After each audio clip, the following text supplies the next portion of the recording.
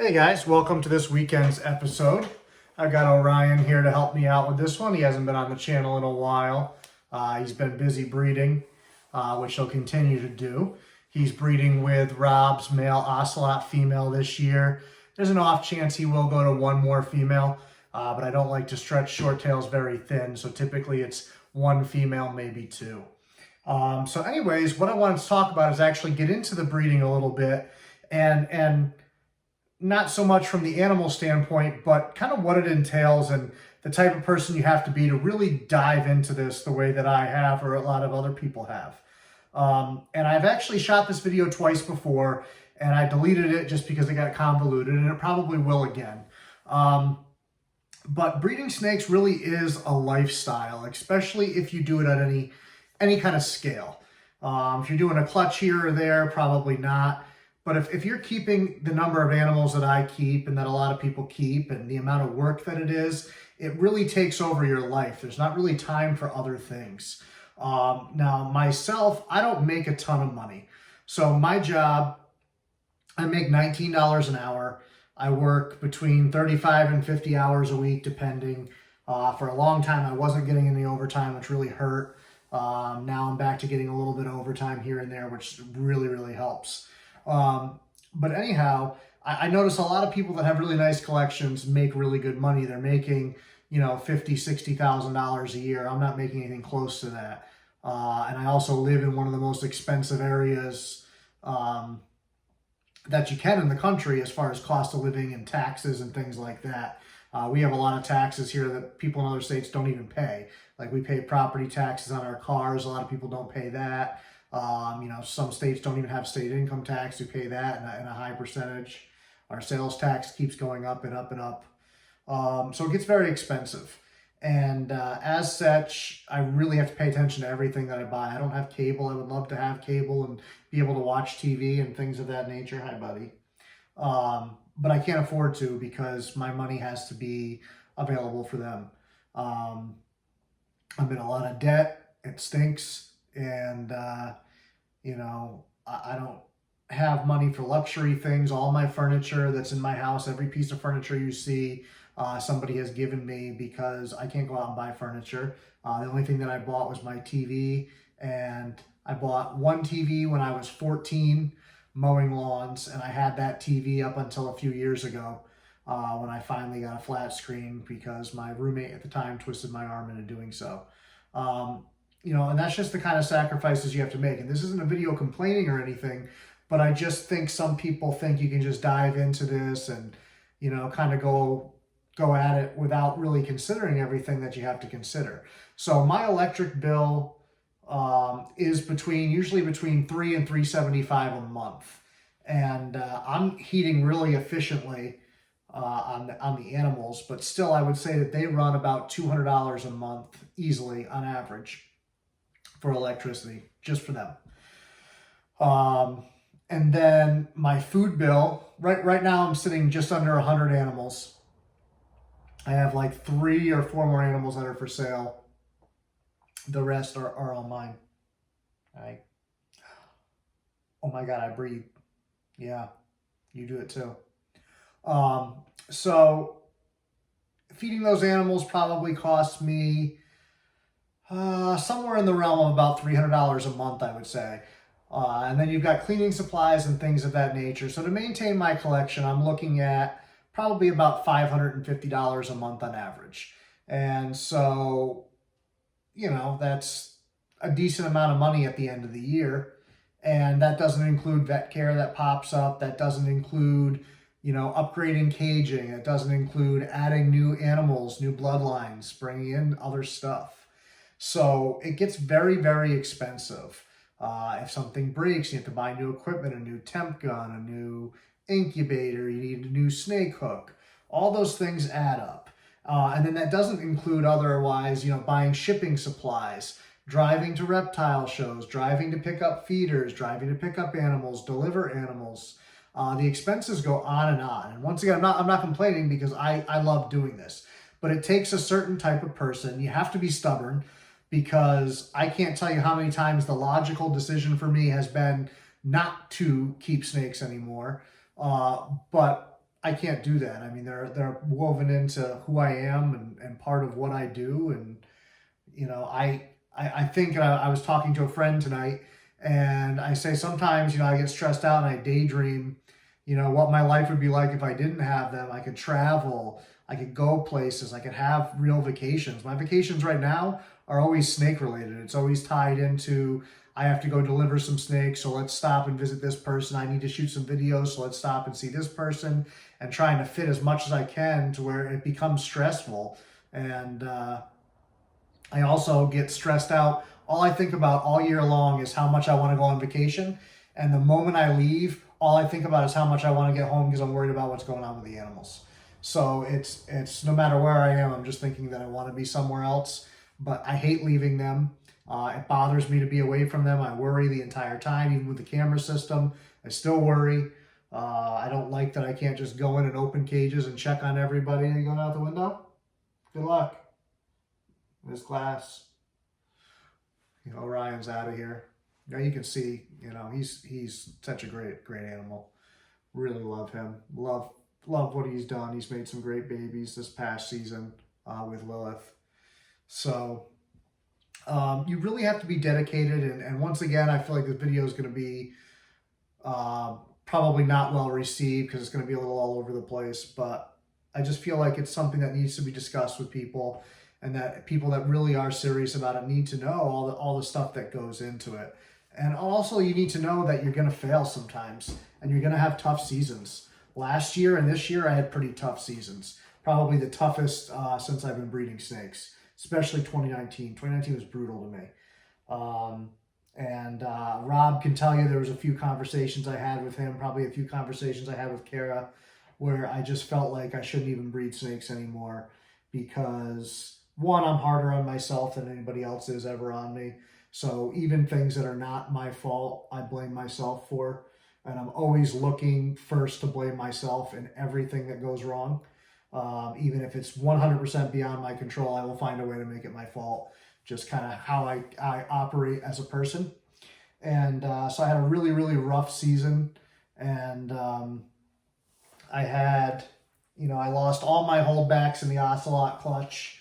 They all had regurgitation issues, and none of them thrived for me.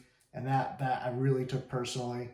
And I had that blue ghost clutch that basically everything did the same with that clutch. And, you know, I've hatched a lot of Borneos, more than any other species, and I never had those problems until last year.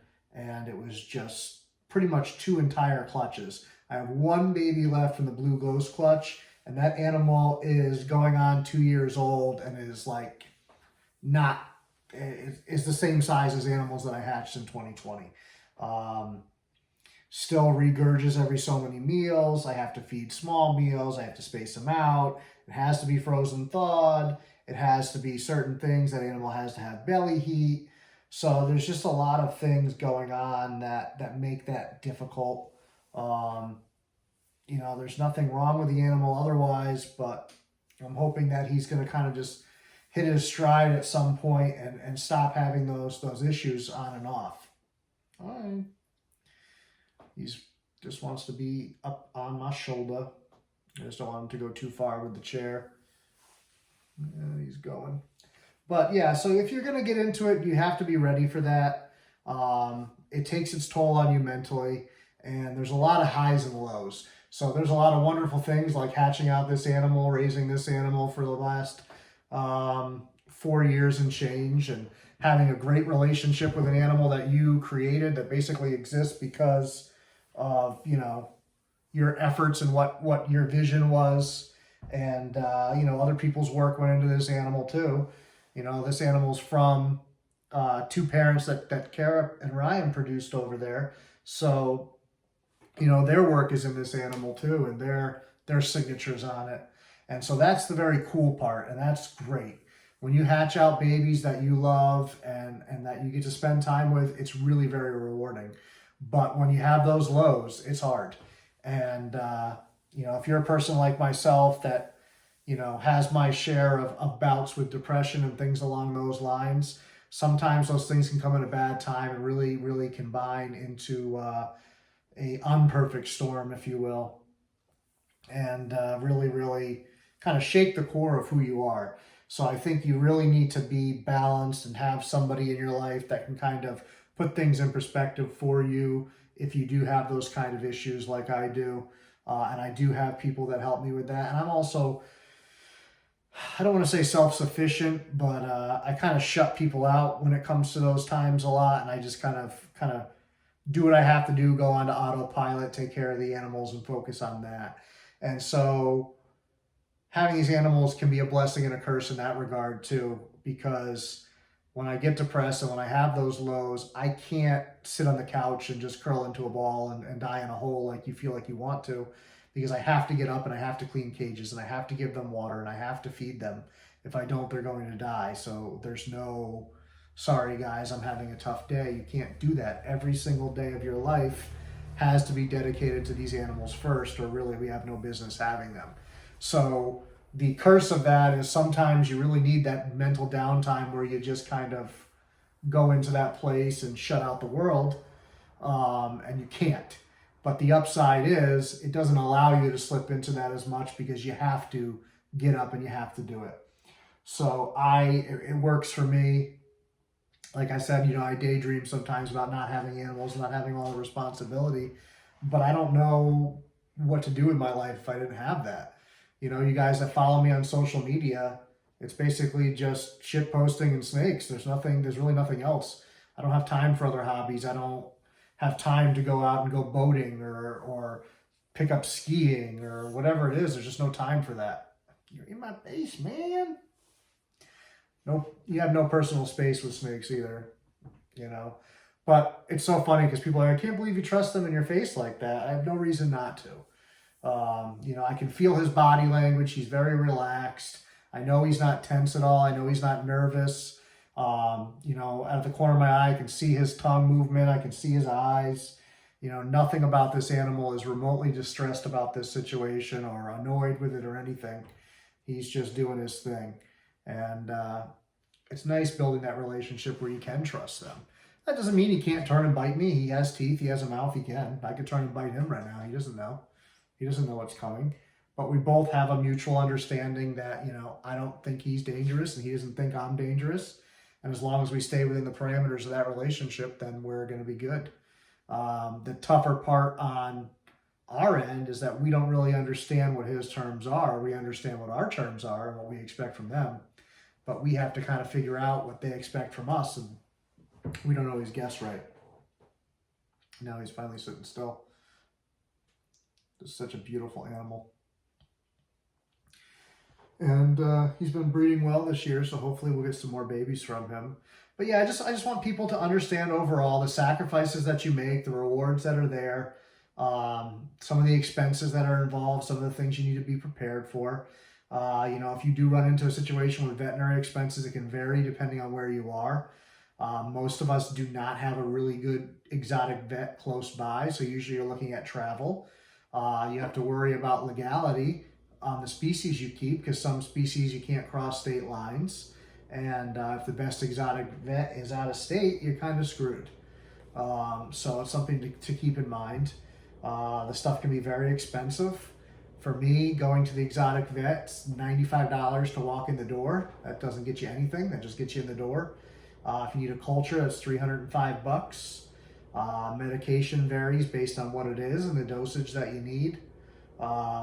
It just gets very, very expensive. It's not like having a dog or a cat where it's very, very manageable. And not that dogs and cats don't come with their own expenses, but as far as the routine stuff, it's not so bad.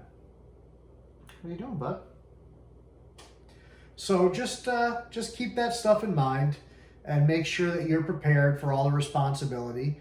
I think most people, or really all people, should keep for 4 or 5 years before you even consider getting into the breeding end of things. I think you really need to make sure that you enjoy being a glorified poop cleaner, because that's what you are.